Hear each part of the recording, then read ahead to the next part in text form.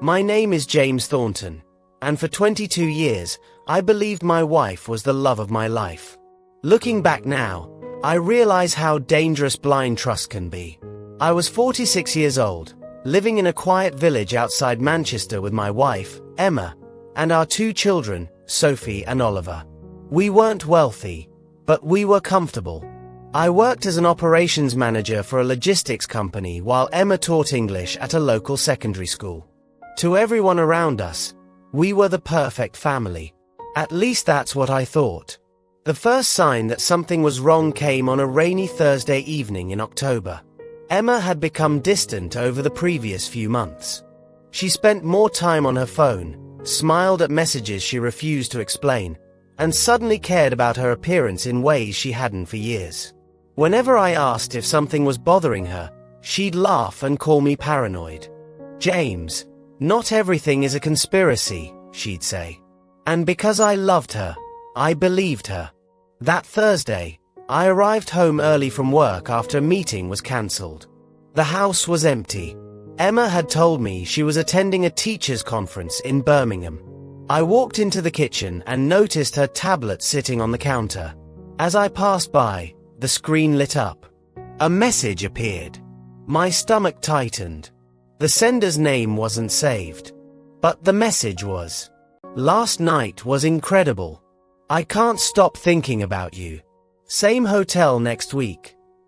For several seconds, I couldn't breathe. I stared at those words until they became blurry. My hands trembled. My wife was having an affair. The realization hit me like a train. I wanted to scream. I wanted to throw the tablet through the window. Instead, I sat alone in the kitchen for nearly 2 hours. When Emma came home that evening, I said nothing. I needed proof. I needed answers. Most of all, I needed to know who had destroyed our family. Over the next 3 weeks, I quietly investigated. What I discovered broke my heart. The affair wasn't recent. It had been going on for almost 3 years. 3 years. 3 years of lies. 3 years of fake conferences. 3 years of pretending everything was normal. But the worst discovery was still waiting for me. One Saturday afternoon, I followed Emma. She told me she was meeting friends for lunch in Leeds. Instead, she drove to a country hotel outside Sheffield. I parked across the road.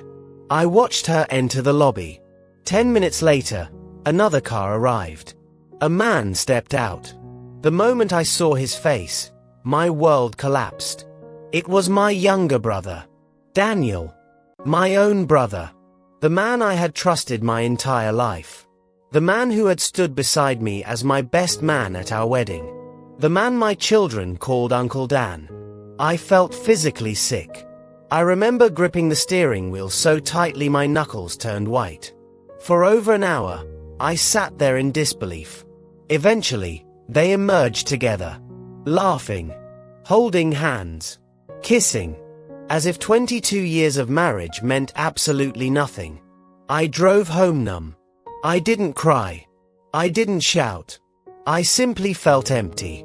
That evening, Sophie noticed something was wrong. "Dad, are you okay?"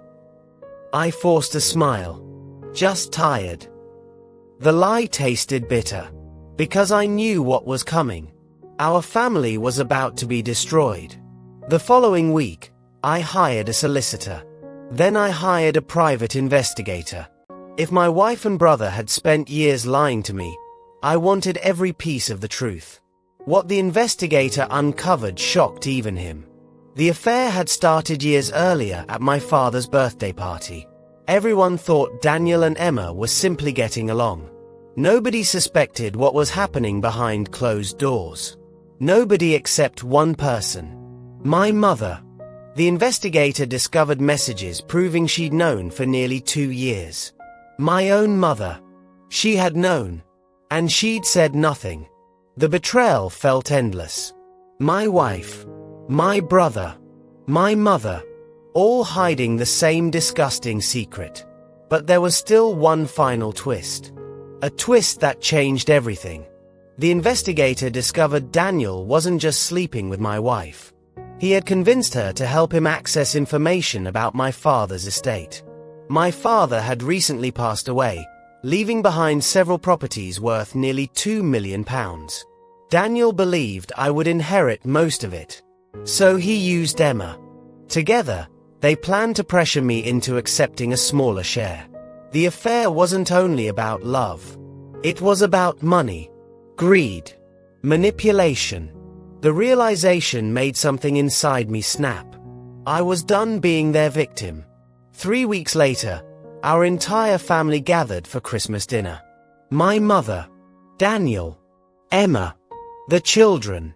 Everyone sat around the table pretending to be a loving family. Halfway through dinner, I stood up. I have something I'd like to share. The room fell silent. I connected my laptop to the television. Emma looked confused. Daniel looked nervous. Then the first photograph appeared. The hotel. The kisses. The messages. The receipts. The evidence. One by one, the color drained from their faces. Emma began crying. Daniel tried speaking. I raised my hand. No. You've had 3 years to talk. The room was silent except for Emma's sobbing. Then I displayed the inheritance documents and the messages discussing money. My mother's face turned pale. She knew she had been caught too. Sophie looked devastated. Oliver started crying. The hardest moment of my life wasn't exposing the affair. It was watching my children realize their family wasn't what they thought it was. Emma begged for forgiveness. Daniel claimed he loved her. My mother insisted she was trying to protect the family. I looked at all 3 of them and realized something. They had spent years protecting themselves. Not the family. The family had simply been collateral damage. That night, I asked Emma to leave. 6 months later, our divorce was finalized. Daniel disappeared from family gatherings. My mother and I barely spoke. The damage couldn't be undone. But life slowly improved. The children received counseling. We rebuilt our relationships. We learned how to trust again. 3 years later, Sophie graduated from university. As we celebrated together, she hugged me tightly. You know what, Dad? What?